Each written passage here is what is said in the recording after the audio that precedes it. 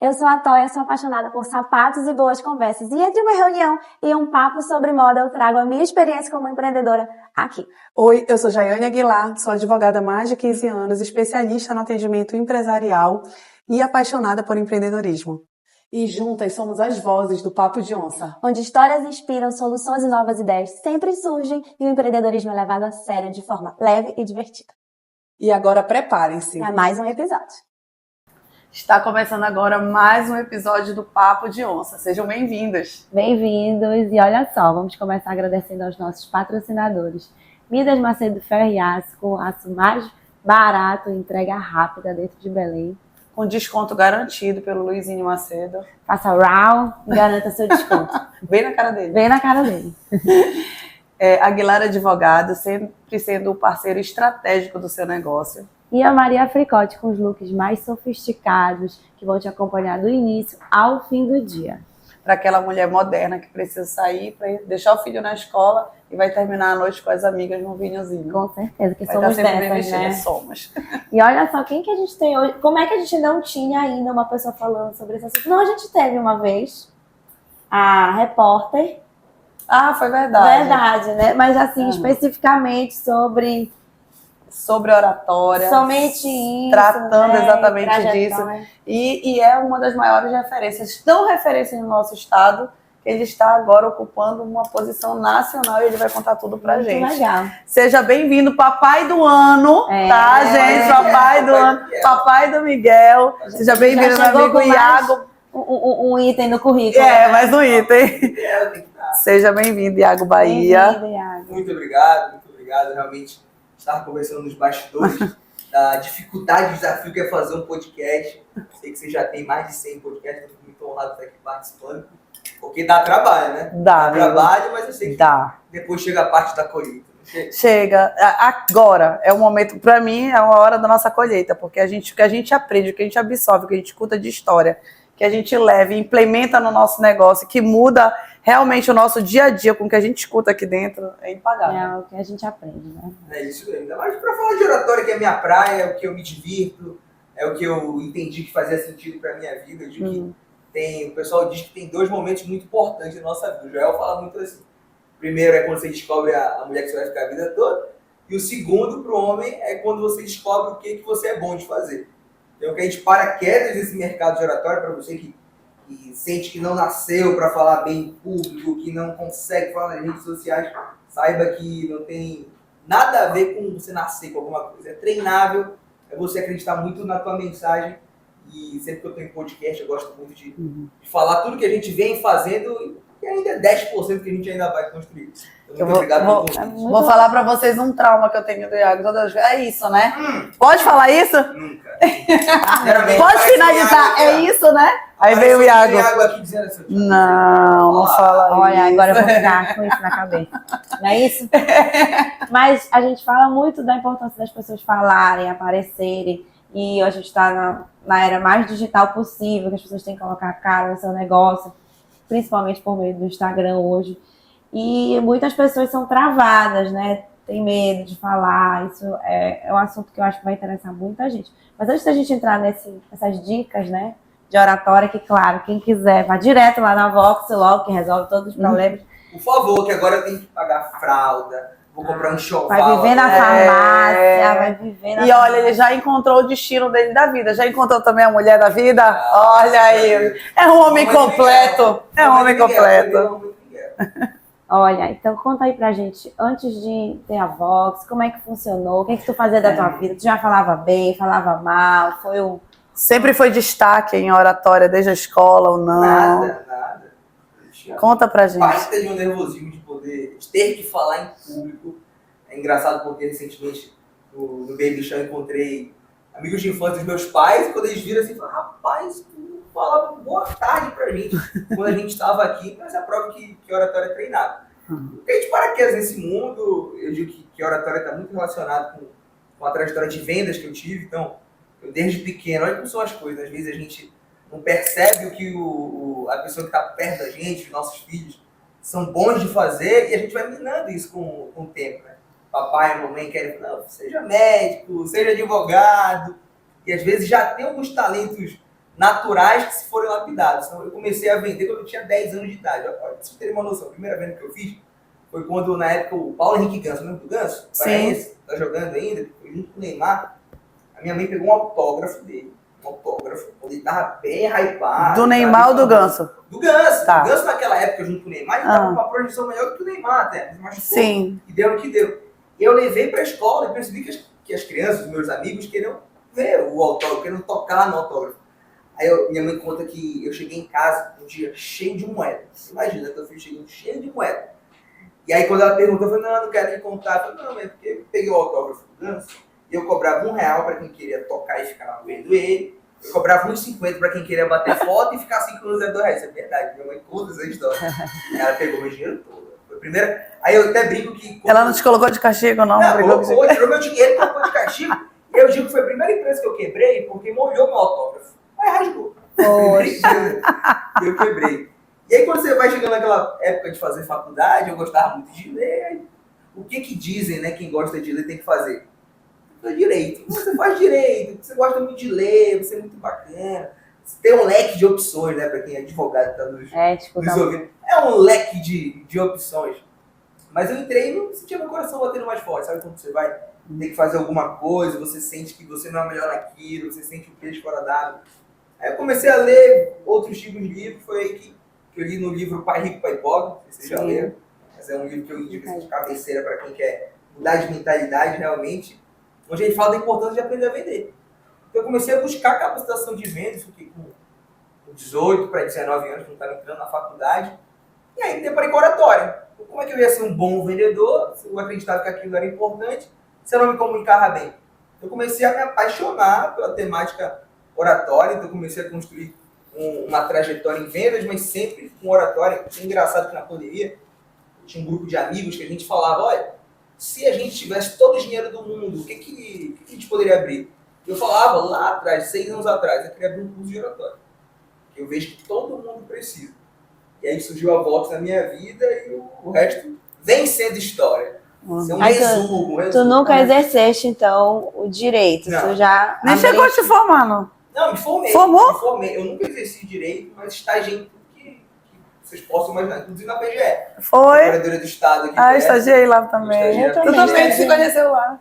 Fui estagiário de escritório de advocacia, de câmara de arbitragem. Fui do núcleo de diligência da PGE, que é uma palavra bonita para carregar processo. Eu, inclusive, passei por essa transformação do processo físico para o processo eletrônico. Eu tinha que escanear. Você imagina, 18 apenas, eu tendo que escanear o processo. Não reclama que eu sabe o que eu fazia de manhã? Eu comecei na biblioteca, eu tinha que ler diário. Ah, essa é a pior. Tá lindo. Não reclama, não. E aí, a fase foi é ótima. pior. Só que aí, minha mãe fica maluca, minha mãe é professora de direito.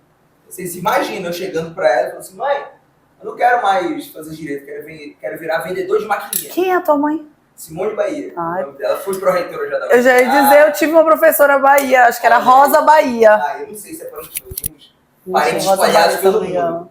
Ela dá hoje na UFRA de Tomé Açu. Ela dá aula no curso de administração, que tem lá, mas de instituições do direito. E na faculdade tu te destacava na oratória já de alguma forma? Eu comecei a ser um pouco mais cara de pau. Eu já entendi a importância, então eu começava a ser aquela pessoa que não gostava de fazer o trabalho escrito, mas ó, uns 15, 20 minutos tu me diz que eu tenho que falar, que eu prefiro. Eu achava isso incrível, porque você imagina, tinha colega de grupo meu que ficavam dias produzindo as laudas, produzindo conteúdo escrito do trabalho, e achava que isso era muito mais fácil do que falar. Então, pra mim, aquilo não fazia sentido. Eu vou preparar aqui em 20 minutos, eu vou falar por 5, 10. Eu não vou levar um crédito como se eu tivesse feito o trabalho. Porque quem arrasa é quem apresenta. Para a gente ver como que aquilo era. Mas aí, quando coincidiu de eu fazer o AB, no 8º semestre, isso era 2019, eu fiz a primeira fase do AB, e aí eu passei, só que eu comecei a trabalhar na Estônia. Era uma empresa de máquina de cartão, patrocínio Big Brother. Eu virei vendedor de porta em porta na Estônia. E aí, naquele momento, veio a pandemia. Então, isso foi um momento extremamente desafiador. Então, tu é bem novinho. Oi? Quantos anos tu tem? Eu tô com 27 anos. Ah, tá doido. 27. Os cabelinhos brancos aqui começam a enganar, mas eu tô com 27 anos. É novo. Mas eu comecei a trabalhar, eu tava aqui no 5º ou 6º semestre da faculdade. Mais ou menos. E aí, Veio a OAB, eu passei na primeira fase, aí veio a pandemia. Aí chegou a pandemia. Aí começaram a adiar. Nessa eu já estava trabalhando na Stone, ganhando meu dinheiro. Aí adiava. Aí flexibilizou um pouco mais, ia acontecer a prova. Aí eu peguei um porre um dia antes, porque eu não queria fazer a prova. Eu queria uma desculpa para eu não fazer a prova. Porque olha o que eu pensava. Tem uma teoria que diz que quando a gente acredita muito em alguma coisa, a gente tem que queimar os barcos. Então eu pensava que se eu fizesse a OAB e tirasse a minha carteira de advogado, eu ia ter um plano B. Então, em qualquer momento que as coisas começassem a ficar mais difíceis naquela trajetória, naquela carreira de vendedor que eu estava tendo, eu ia para ter a tua OAB garantida. Eu estagiei, ele é bem conhecido, eu estagiei com o Denis Vernicari, direito do consumidor. E ele já tinha lá a vaga de advogado já encaminhado para mim.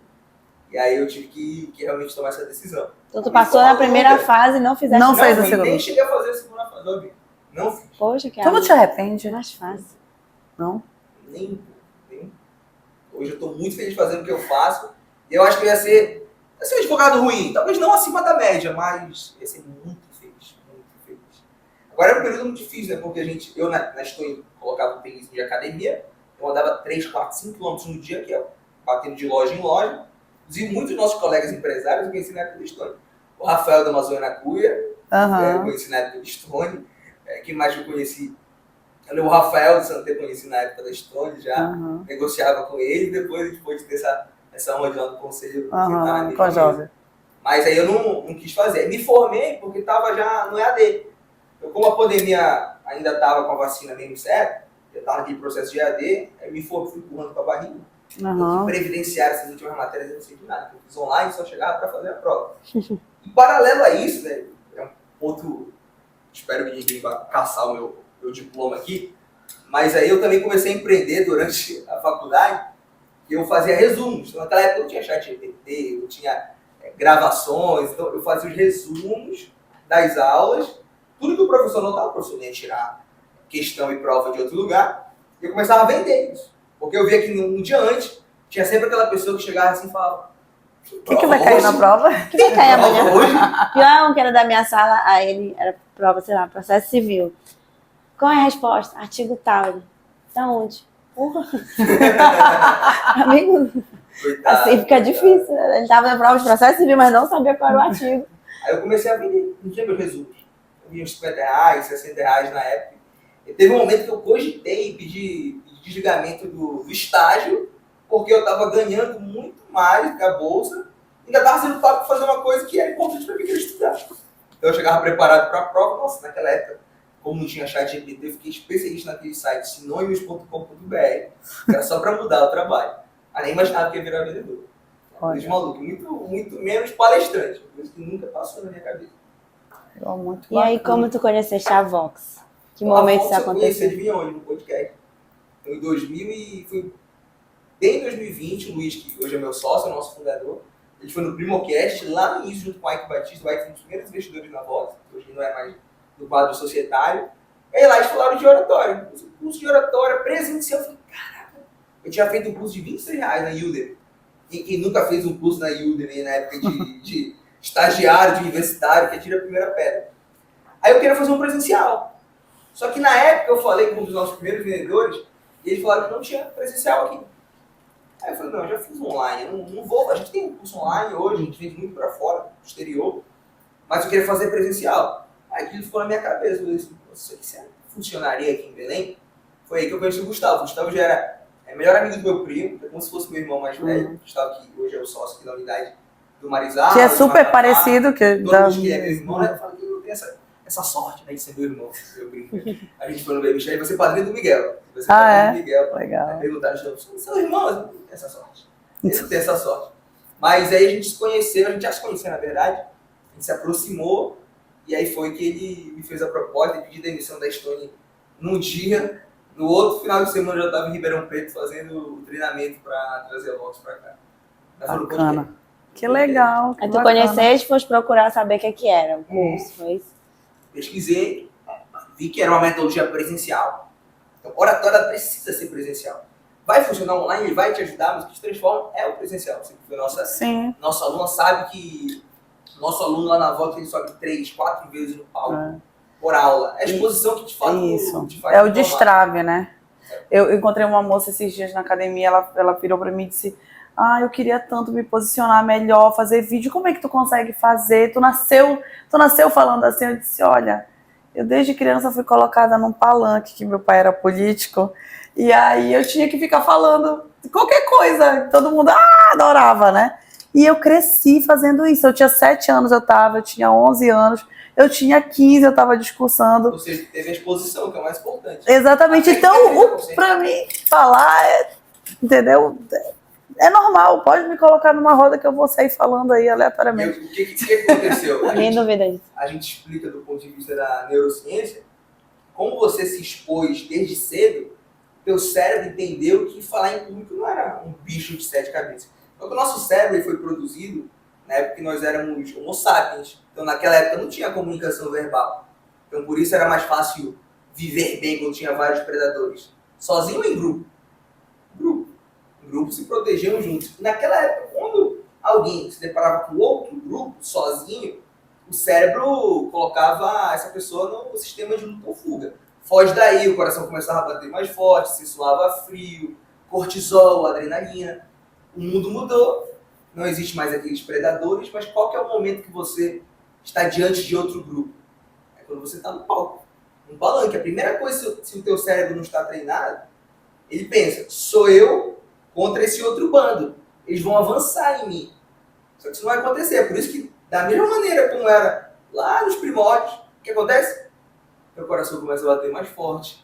Você fala rápido, esquece as coisas, porque o teu cérebro está poupando energia para te manter vivo. As pessoas não têm medo de errar, ou não têm medo de falar em público, elas têm medo de errar, de falhar em público, de não ser aprovado em público. E isso você só rompe com a exposição que você teve desde mesmo. E que mesmo assim ainda tem. A gente vai falar em algum lugar, Dá um nervoso, né? Dá sim. Outro dia eu fui fazer uma pergunta naquele dia do Teodoro. Nossa, eu fiquei muito nervosa, até comentei depois, eu disse: eu não sei o que aconteceu comigo, eu fui fazer uma pergunta, como é que eu... Fiquei nervosa, eu não falei o nome do podcast. Eu falei do podcast e não falei o nome do podcast. Mas não é uma situação confortável falar em frente a muita gente, né? No meio de todo mundo, né? Enfim. Na verdade, não é confortável a gente fazer alguma coisa que a gente não treinou. Então, por exemplo, eu nunca treinei o quê? Pilotar uma moto. Então, a primeira vez que eu pilotar uma moto vai ser extremamente desconfortável. Nem quero fazer isso. Mas às vezes a gente não para pra pensar. No direito, a gente fica 5 anos. 5 anos e já sai pronto, né? Com Claro que não, certeza. né? Sai zerado. Fazer pós, mestrado, doutorado e treinar, fazer audiência, porque você vai trabalhar, fazer peça, até pegar prática. Então, como que eu, que nunca treinei falar em público, falar nas redes sociais, quero na primeira vez já falar bem? Mas tu sabe o que eu acho muito mais confortável pegar um celular e falar do que falar em público? Sério? Mas isso é perfil de pessoas. 1000 vezes. Tem gente que é o inverso. Que mas não consegue falar no celular. E por quê? Porque no celular não tem o que vocês estão fazendo aqui. Se eu estiver falando alguma besteira, vocês vão arregalar os olhos, vocês vão frangir a testa. O celular não tem retorno. É só a câmera lá. Então não sei se eu estou falando bem, se eu estou falando ruim. Esse é o desafio. As pessoas costumam ter o inverso. Mas tem algumas eu prefiro falar pro celular. Acho mais confortável. Mas talvez porque eu faça com mais frequência, né? frequência. Mas foi a orientação que eu passei para ela, né? Eu falei: olha, primeiro procura a Vox. Eu falei: olha, tu quer destravar, procura.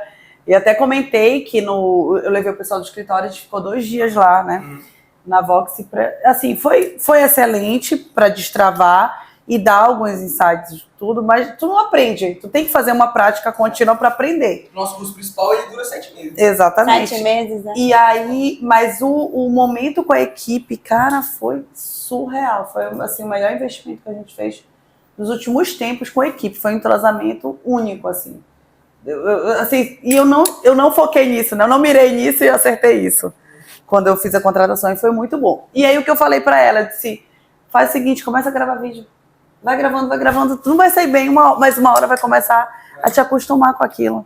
É isso. Tem que destravar. A gente sempre fala, se você não consegue falar diante da câmera, começa gravando vídeo só pra você ver. Se assistir é muito importante, porque a gente muitas vezes não sabe os problemas que a gente tem. Então, às vezes, eu tô com um tique nervoso aqui que eu não faço ideia, porque eu não paro pra me assistir, eu não paro pra me ouvir. Então, as pessoas têm o famoso vício de linguagem. Né? Tipo assim, aí muitas vezes elas não sabem que tem. Quando você não sabe que tem alguma coisa, não tem como você buscar uma solução. Então, para você que quer começar, primeiro para tudo, começa te gravando, só para você. Depois vai avançando, coloca lá nos close friends, só as pessoas da tua confiança que você sabe que de fato não vão te julgar até você ir se expondo um pouco mais. Agora todo mundo fala, o melhor momento era ontem, o segundo melhor é hoje.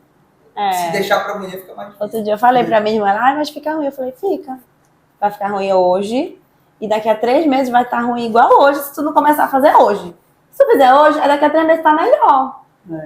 O tempo vai passar de qualquer jeito. Não, mas vai passar e tu não vai fazer nada, né? Daqui a 3 meses tu vai estar ruim igual hoje, mas daqui a 3 meses tu pode estar melhor se tu começar. E eu já acho que a pessoa tem que jogar lá no Instagram mesmo. Eu falo, tu tem nem seguidor, mulher. 3 pessoas vão falar mal de ti. Aí daqui a 3 meses já vai crescer, tu passa vergonha. Já vai ter 50 na frente de menos. falando. Acho que é por isso que eu não tenho vergonha. Porque eu tenho poucos seguidores. Se meus 6 seguidores vão falar mal de mim, só a plateia é pequena. Você sabe que eu tenho muita vontade de fazer um experimento, é o seguinte.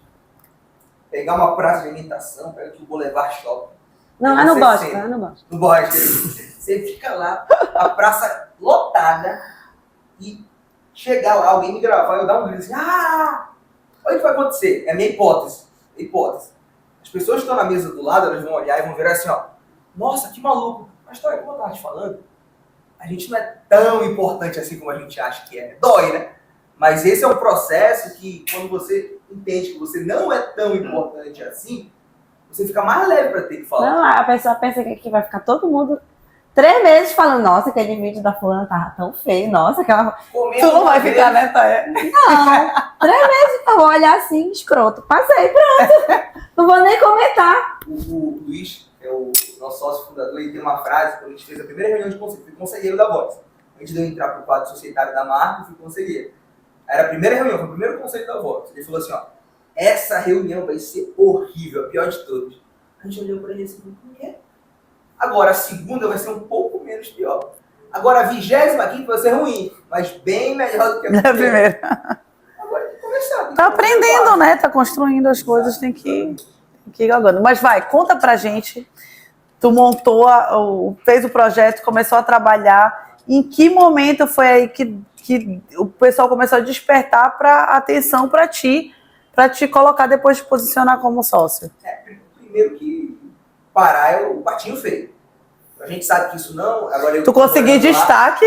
Eu que estou morando lá em São Paulo, não é menos. Eles olham diferente para cá. Então, uma franquia que tinha que concorrer com São Paulo capital, Curitiba, Barueri, Alphaville, Recife, enfim, outros polos que são muito mais desenvolvidos que Belém, vender bem já seria uma baita de uma vitória. Então, que a gente foi com muito trabalho, e tem aquele processo que ninguém vê. A gente só vê a ponta do iceberg, mas o que está debaixo do oceano a gente não vê, tudo a gente já passou. Então, eu tive burnout, eu tive paralisia facial, eu engordei, paralisia facial graças ao burnout, tudo dentro do processo de implantação. Do processo POTS.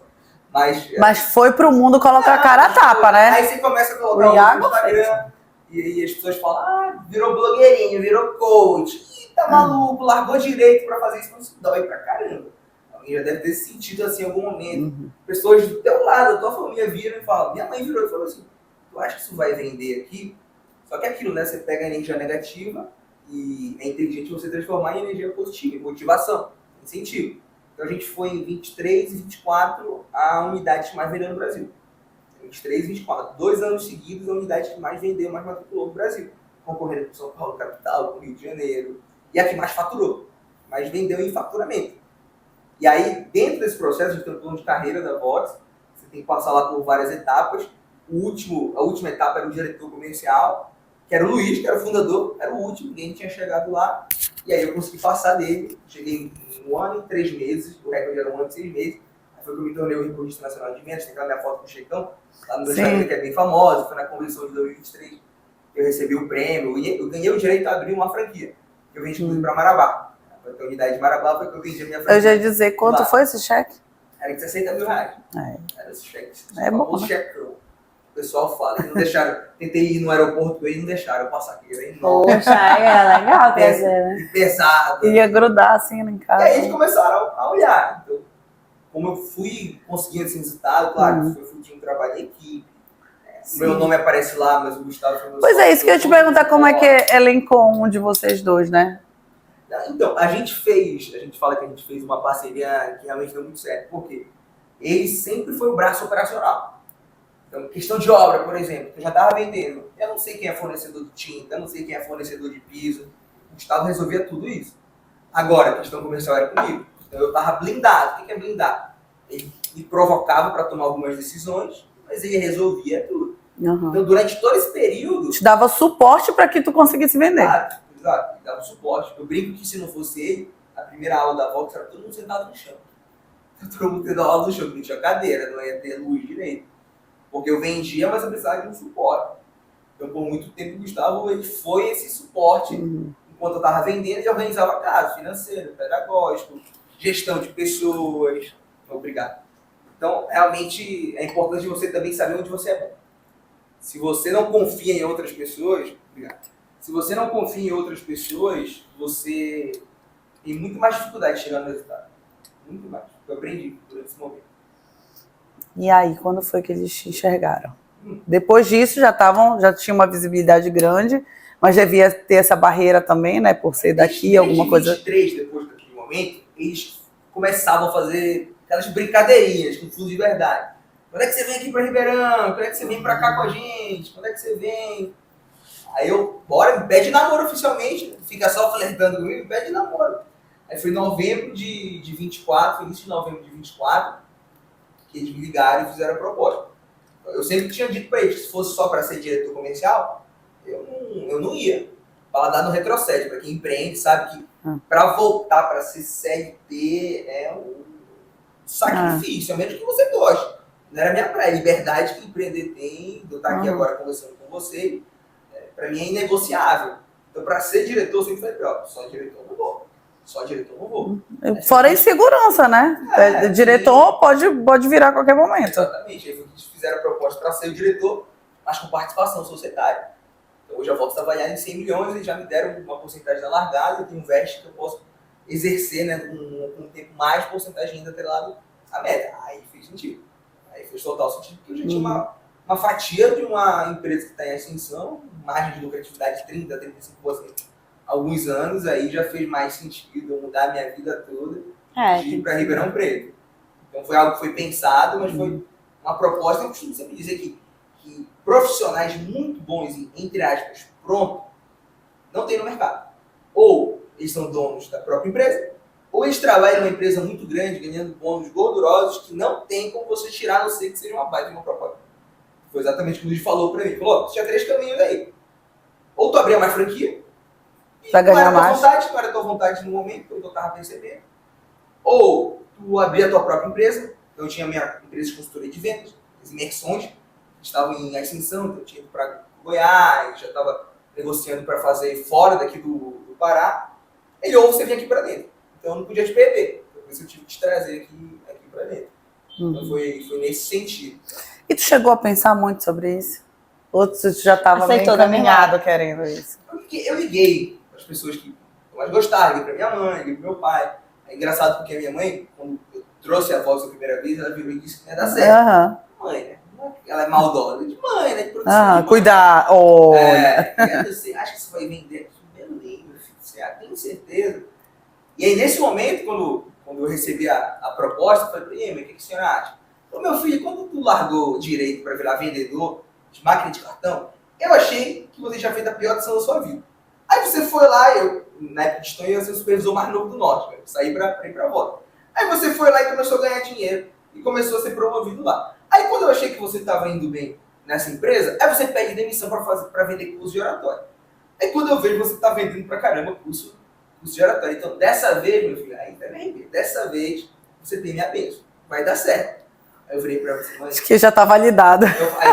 Eu virei para ela e falei assim, mãe, isso é tão emocionante porque vai dar um storytelling pra eu contar.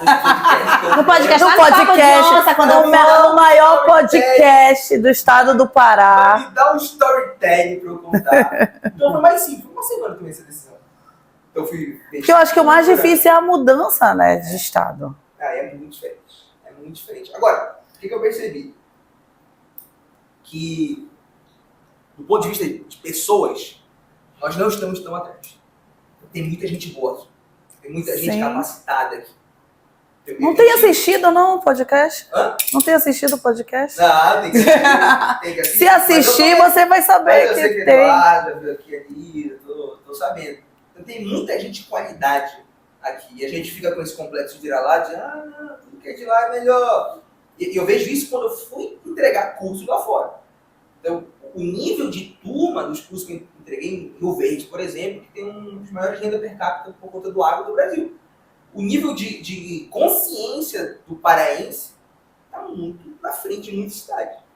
Só que a gente realmente, talvez, alguns talentos têm esse complexo de vira-lata, então é uma questão mais de autoestima realmente, de ficar querendo tudo que é de lá. Que é de fora. Mas lá eu percebi que o que a gente tem aqui, claro que de desenvolvimento, infelizmente, já está muito mais à frente, mas o intelecto das pessoas que tem aqui, ó, eu estava pensando agora, para vocês verem como é, eu fui no podcast lá em Sertãozinho, e é um nível de estrutura, um podcast famoso, lá realmente, Sertãozinho fica do lado de Ribeirão Preto, uns 200 mil habitantes. E não tem aqui o nível de organização que vocês têm, o nível de atendimento, a educação, não tem, é excelente, é muito bacana. Então, assim, a gente fica com esse complexo de vira-lata, mas na verdade a gente tem que também bater no peito e falar assim, eu sou bom, eu sou bom, eu me basto. Isso tem que ficar muito claro. Mas eu acho que é muito dessa, historicamente, a gente ter sido esquecido, ter colocado, ser colocado de canto. Tipo, se as pessoas encontram com a gente em São Paulo, não vê o sotaque, vão pensar que a gente é carioca, não vão pensar que é. Né? Não falam, será que é de Belém? Não, essa primeira hipótese nunca vem pra cabeça, sempre vem de outro lugar. Então, a gente foi esquecido e a gente se colocou nesse lugar de esquecimento. Mas agora, acredito que está mudando, né? Que a gente está conseguindo virar a chave, né? A gente está virando a chave com a nossa cultura, com a nossa culinária, com os nossos empreendedores, né? Com tudo que está acontecendo nesse momento aqui. A gente tem que abraçar esse momento e realmente vestir a camisa e não deixar mais voltar para o lugar que a gente ocupou por tanto tempo. E valorizar o que é nosso, né? Que a gente Principalmente. também quer. É isso que eu aprendi, Silveira. Isso que eu aprendi, valorizar o que a gente tem aqui. É realmente aquela frase que diz que só quando a gente perde que a gente dá valor. Então é o que eu mais percebi, que dá saudade. Dá saudade. As pessoas, a forma, a gente tem o nosso buraco aqui, tem o alagamento, tem. Mas tem o calor humano, tem a culinária. Mas o calor humano, a culinária, o calor humano é impressionante. É impressionante. Fui no aniversário de uma amiga minha agora, sábado. Ela é do Piauí, ela tá aqui, que passou no concurso. E aí ela disse pra mãe dela, ela tá, sei lá, 2, 3 anos, não sei quantos anos ela tá aqui. Falou pra mãe dela, mãe, eu vou fazer um aniversário na minha casa só pra meninas, só pras minhas amigas. Ela, vai dar o quê? Umas 10 meninas? Não, ela tem tanta amiga. Ela conseguiu fazer tanta amiga. E ela disse que veio com essa ideia de que você fazia amizade assim na vida adulta. Que ela ia ter aquela pessoa que ela ia, mas não pessoas que iam frequentar a casa dela, que... E ela estava entupido o apartamento dela de gente. Eu falei, amiga, porque você é do Piauí, lá é diferente, Pará é assim. Pará é assim, as pessoas se acolhem, ainda mais quando a pessoa é de fora. Aí eu vou te convidar para almoçar na minha casa no Círio. Se tu for passar o Natal sozinha, tu vai ser convidada. O Círio do ano passado, o Daniel tem uma sobrinha que ela não gosta muito de ter amigos. Ela tem, sei lá, uns 3 amigos. E aí ela estava andando no Ver o Peso e conheceu duas paulistas que estavam aí. Ela convidou, quando a gente chegou no almoço do Círio com a família, lá estavam as 2 pessoas. Onde tu arrumou essas mulheres? Lá no Ver o Peso. Sendo que ela não tem esse perfil, entendeu? Não é aquela pessoa que tem muito do que faz amizade. Então é muito do paraense querer acolher, né? A gente é acolhedor. E é um diferencial, né? Não, fazer relacionamento, network, é um diferencial. E aí, quando foi que tu foste lá pra Ribeirão Preto? Em janeiro, eu mudei em janeiro. Foi agora esse ano, então recente. Foi. Eu vim em dezembro pra ajeitar a casa, aí fui em janeiro oficialmente.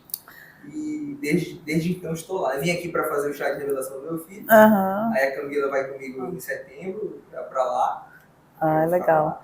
E quando tu entrou, também entrou Taviano Costa, né? Na sociedade aí. Tipo, 2 grandes nomes. 2 grisalhos, importante dizer. O Otto entrou com a gente também, foi um voto societário, na organização de janeiro. Ele que mais de 35 anos de comunicação, É o cara do vídeo show, mas é um crânio de marketing que a gente nunca imaginava. Eu gosto muito do perfil dele, Então é pessoal. um homem de negócio realmente, Sim. com vários insights, e tem outros negócios também que são muito prósperos, e um cara humilde pra caramba. Então, ele é Bacana. extremamente humilde, é do povão, fala com todo mundo, e um cara extremamente carismático. Conciliou muito com a Vox. Você que teve na Vox sabe que a gente fala de técnica, a gente toca no emocional, mas é leve, é prático. Eu, o Otaviano, veio com exatamente isso, com a prática, com a leveza. Semana que vem ele vai estar lá com a gente para preparar para a convenção, e ele quase, não sei se vocês sabem, ele quase faleceu. Ele teve um Ele problema, teve não foi? um problema de coração que ele descobriu em cima da hora, precisou fazer uma cirurgia de peito aberto. E aí a Vox teve um grande propósito na vida dele, porque ele disse que depois que ele conseguiu sobreviver, que ele conseguiu ficar bem, ele só iria se envolver em negócios que estivessem atrelados de fato com a essência dele. Sim. Ah, que legal. Poxa, É, você não fazia foi a parte. essência dele, né? Eu não sei qual é. Exato. Olha, Bacana. quando ele vai pra Belém contigo, traz ele Não, aqui na verdade, Papo de na Onça, verdade né? eu ia fazer uma outra sugestão. Quando a gente for para São Paulo, pra gente gravar com o fundador, com ele, fazer um negócio legal da Vox lá, né? De repente até na sede lá. Hoje o Otto fica geralmente passa semana em São Paulo, que grava o Melhor da Noite, no programa na Band. A gente tem nosso apoio lá, que é o Gramafone. É, a gente Que tem uma estúdio que estrutura pode lá fazer, né? dos nossos parceiros. Seria legal, seria legal. Ia ser bacana. Vê logo se ele topa, que a gente já... Já conseguindo a agenda. Ele tá viajando agora pra Flávia, né? Mas voltando, conseguindo a agenda. A gente tá sempre no final de outubro lá. Final de outubro? Final de outubro, que é o evento do podcast do ano. Ah, legal. Aí a gente O Luiz vai estar agora lá nos sócios. O Luiz vai agora, foi no Primocast mês passado. Agora ele vai estar lá nos sócios. A gente tem que gravar antes dos sócios, então. Pra concorrer com eles, né? concorrer Porque a com gente vai com eles, né? certeza ofuscar essa audiência toda. Vai gerar Sabe que mais. os Sócios é um dos podcasts que a gente se inspira. Na verdade, é o podcast que eu gosto de escutar. Eu também adoro. São excelentes. Muito bom. Muito bons. Então, meu amigo, foi um prazer, viu? Escutar toda essa Prazer tua mesmo. trajetória, viu? Eu, assim, sou prova viva aqui de todo o crescimento aí do Iago. Eu não conheci ele antes da Vox, já conheci depois, já se apresentando como a maior escola de oratória da América Latina, entendeu? E ele sempre entrosado, realmente eu vejo que a virada de chave aí de relacionamento, como ele falou aqui, ele veio e trouxe uma escola de oratória para um lugar que não tinha, que causou dúvida, né, se ia ter sucesso ou não, acabou sendo a escola que mais vendeu no Brasil, a do Pará, porque realmente a gente sabe a importância disso e as pessoas estão se voltando cada vez mais, principalmente depois da pandemia, que a gente precisou se vender cada vez mais na internet, se posicionar, tá à frente do nosso negócio, então muita gente despertou para isso e a Água aqui em Belém teve uma participação muito importante, primeiro porque ele se envolveu logo num monte de associação, né? A gente se conhece do Conjovem, que é a Associação dos Jovens Empresários do Estado do Pará, e conselho, né? E lá ele conseguiu fazer muitos nomes, né? Se voltarem a atenção para isso. Isso promoveu, acho que, um efeito manada, no fim das contas, né? De todo mundo entender que precisava cuidar dessa parte e todo mundo realmente fazer isso. E eu acho que o movimento dele de estar se posicionando nesses lugares para conseguir o que ele queria, que era vender, inspira muito a gente, né? De saber que a gente precisa fazer mais isso, se posicionar mais, para a gente conseguir ocupar o nosso espaço e conseguir realmente a visibilidade que a gente quer, porque não é à toa que hoje ele virou um sócio de uma empresa que dificilmente enxergaria uma pessoa daqui do Pará se não fosse dessa forma. Então, parabéns. Destaque, né? Parabéns. Eu acho que é importante falar também que ele criou uma demanda que eu acho que não existia. Eu não lembro das pessoas, poxa, não tem nenhum curso de oratória. Ai, que pena. Um ou outro devia sentir falta. Mas não era algo que as pessoas falavam. Eu queria tanto ter um curso de oratória. Não acontecia. Então, ele criou a demanda, né? Sim. Parabéns. Muito obrigado. A gente fala que é demanda induzida. Todo mundo precisa de oratória, mas nem todo mundo sabe que Mas precisa. ninguém tava com essa consciência dentro de si, né? Poxa, precisa melhorar. E aí tu vê um fazendo, melhorando, aí vê o outro, aí o outro já quer, e vamos montar um grupo, e bora o time inteiro pra lá, bora levar a empresa, como eu fiz, eu levei todo mundo do escritório, fomos, acho que 20 pessoas, ficou lá numa imersão. E a oratória, ela é importante não só para quem vai fazer apresentações, ou para quem vai, sei lá, dar aula, né? É importante no dia a dia. Eu enxergo nas minhas vendedoras, algumas que precisavam muito melhorar a oratória. Porque até para você vender aqui do teu lado, se você tem um modo de falar truncado, né? Tem gente que fala enrolado. E tem algumas pessoas que eu já vejo. E outras já... Tem uma desenvoltura É natural. envolvente a forma como algumas pessoas falam e outras não, né? É verdade. Mas você pode treinar, como ele falou, você desenvolve técnicas para conseguir captar a atenção, né, da tua audiência, que seja só uma pessoa, mas se você quer vender para ela, você tem que conquistá-la aí É verdade. na lábia. Vai envolver pessoas, envolve pessoas, a gente tem que saber se comunicar. E é exatamente isso, o oratório é muito maior do que a gente pensa. Eu estive recente inaugurando a unidade Paulinha, a pessoa subiu no palco, o primeiro aluno, e disse: esse curso de oratória me ajudou profissionalmente, eu fui promovido, mas na verdade o maior bônus que me deu foi melhorar a relação com os filhos. Então, por ele ter feito um curso de oratória, ele melhorou o relacionamento com os filhos. São diversos casos assim. A oratória salvou meu casamento, a oratória salvou uma relação com um parente distante, graças a você realmente se destravar. No final, a gente pode deixar uma mensagem final. Eu gosto sempre de mencionar o imperador Júlio César, porque no final das contas eu digo que existem dois tipos de mundo. Existe o mundo ideal. E no mundo ideal, as pessoas que ganhariam mais oportunidades seriam aquelas que treinaram mais, que eram mais bem intencionadas. Só que, infelizmente ou felizmente, a gente vive no mundo real. No mundo real não basta você ser somente bom. Você tem que aparentar ser bom. Você tem que se vender como bom. Você tem que soar como bom. E a oratória é uma ferramenta, um instrumento para que você alcance todos os seus sonhos. Arrasou. Muito bom, Muito arrasou. bom. Parabéns, obrigada mais uma vez, Iago. Então é isso, né? Se você gostou, curte, comenta, compartilha, se inscreve no canal do Papo de Onça. Se você não gostou, se inscreve no canal do Papo de Onça ou vai lá no Toia Rodrigues. Faz todo tempo que a gente não grava, eu me esqueci minha fala final. Papo de Onça pode. Ou Toia Rodrigues Macedo, se você não gostou, se você é um hater. Se tem críticas ainda que construtivas, aí você vai lá da Jaiane Aguilar. Tchau.